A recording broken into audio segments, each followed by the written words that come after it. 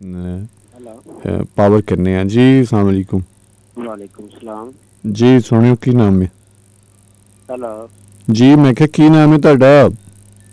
जी भाईजान इमरान गल कर रहे हैं। अच्छा जी इमरान साहब। जी थोड़ा जो आवाज ਤੁਹਾਡੀ बहुत घट आ रही है अच्छा सर। जी हुन ठीक है हाँ कुछ बेहतर हुई है जी। फरमाओ की फरमाना चाहोगे? जी सर जी पहले ते सारे पाकिस्तान ਨੂੰ अस्सलाम वालेकुम ਤੁਹਾਨੂੰ ਵੀ अस्सलाम वालेकुम ਤੇ ਸਾਰੀਆਂ ਭਰਾ ਨੂੰ ਦੁਆਵਾਂ। ਬੜਾ ਮਜ਼ਾ ਲੈ ਰਹੇ ਹਾਂ ਪ੍ਰੋਗਰਾਮ ਤੁਹਾਡਾ ਸੁਣ ਰਹੇ ਹਾਂ। ਮੈਂ ਇਸ ਟਾਈਮ ਨਿਊ ਹਸਪਤਾਲ ਹੱਡੀ ਸਾੜ ਦੇ ਵਿੱਚ ਨਾ ਐਡਮਿਟ ਹਾਂ ਤੇ ਉੱਥੇ ਮੈਂ ਤੁਹਾਨੂੰ ਕਾਲ ਕਰ ਰਿਹਾ ਤੁਹਾਡਾ ਪ੍ਰੋਗਰਾਮ ਸੁਣ ਰਿਹਾ ਸੀ ਬੜਾ ਮਜ਼ਾ ਆ ਰਿਹਾ ਸੀ। अच्छा मैनू ये दसो इमरान ਤੁਹਾਡਾ नाम? ਹਾਂਜੀ जी इमरान थोड़ा जिहा ਉੱਚੀ आवाज ਨਾਲ ਗੱਲ ਕਰੋ। ਮੈਂ ਹੈਂਡ ਫ੍ਰੀ ਤੇ ਲਾਈ ਹੈ ਲੇਕਿन आवाज अच्छा हैंड फ्री ला लवो ना ਤੁਹਾਡੀ ਆਵਾਜ਼ ਸਾਨੂੰ ਆ ਰਹੀ ਤੇ ਨਾ ਸਾਡੀ ਤੁਹਾਨੂੰ ਆ ਰਹੀ ਹੈ। ਤੁਸੀਂ ਫੋਨ ਤੋਂ ਡਾਇਰੈਕਟ ਗੱਲ ਕਰੋ। ਲਾ ਲਵੋ हैंड फ्री। ਹਾਂਜੀ ਹੈਲੋ ਕੋਈ ਫਰਕ ਪਿਆ ਹੁਣ? ਹਾਂਜੀ ਕੁਝ ਫਰਕ ਪਿਆ। ਚਲੋ ਇਹ ਤੁਹਾਨੂੰ ਮਤਲਬ ਕਾਫੀ ਫਾਕਾ ਹੋਏਗਾ, ਫਰਕ ਪੈ ਜਾਏਗਾ ਦੂਸਰੇ ਮਾਮਲਾਤ ਵਿੱਚ ਵੀ। ਮੈਨੂੰ ਇਹ ਦੱਸੋ ਤੁਹਾਨੂੰ ਡਰ ਲੱਗਦਾ? ਸਰ ਜੀ ਡਰ ਰੱਬ ਦੀ ਜ਼ਾਤ ਤੋਂ ਲੱਗਦਾ ਮੈਨੂੰ। ਕਿਸ ਤਰ੍ਹਾਂ?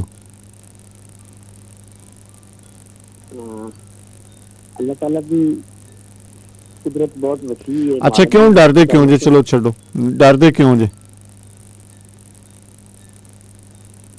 ਡਰ ਤੇ ਇਨਸਾਨ ਦੇ ਇੱਕ ਨਹੀਂ ਫਲਸਫਾ ਨਹੀਂ ਕਰਨਾ ਨਾ, ਉਹ ਮੈਂ ਹੀ ਕਾਫੀ ਹਾਂ ਫਲਸਫਾ ਭੋਰਨ ਵਾਸਤੇ ਨਾ। ਐਵੇਂ ਪੁੱਠੀਆਂ ਸਿੱਧੀਆਂ ਤੁਸੀਂ ਸਿੱਧੀ ਸਿੱਧੀ ਗੱਲ ਕਰੋ। ਤੁਹਾਨੂੰ ਕਿਉਂ ਡਰ ਲੱਗਦਾ? ਕਿਉਂ ਡਰ ਲੱਗਦਾ?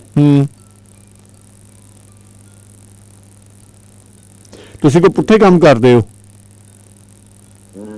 ਜੀ ਸਰ ਕੀ ਮੈਂ ਕਹਿ ਸਕਦਾ, ਮੈਂ ਬਹੁਤ ਬਸ ਮਤਲਬ ਕਰਦੇ ਹੋ ਤੁਸੀਂ? ਤੌਬਾ ਕੀਤੀ ਹੈ ਮਾਲਕ ਦੀ ਜ਼ਾਤ ਤੋਂ। ਤੇ ਫਿਰ ਕਿਉਂ ਡਰਦੇ ਹੋ?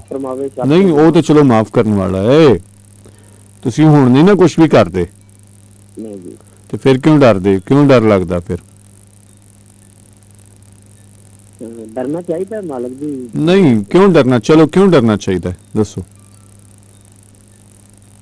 ਦੇਖੋ ਜੀ ਜਦੋਂ ਇਨਸਾਨ ਅੱਲਾਹ ਤਾਲਾ ਨੂੰ ਕੋਲੋਂ ਡਰੇਗਾ, ਉਹਦੀ ਵਸਤ ਸਮਝੇਗਾ ਤੇ ਫਿਰ ਨਹੀਂ ਵਸਤ ਕੋਲੋਂ, ਵਸਤ ਦੇ ਵਿੱਚ ਤੇ ਬੰਦਾ ਗੁੰਮ ਹੋ ਜਾਂਦਾ। ਵਸਤ ਤੇ ਜਿਹੜੀ ਉਹ ਤੇ ਬੜੀ ਦਿਲਕਸ਼ ਹੁੰਦੀ ਹੈ।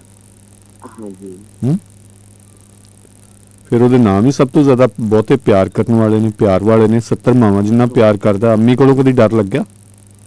ਨਹੀਂ ਅੰਮੀ ਨਾਲ ਤੇ ਚੰਬੜ ਕੇ ਸੌਂਦਾ ਹੈ ਨਾ, ਡਰ ਦੂਰ ਹੋ ਜਾਂਦੇ ਨੇ।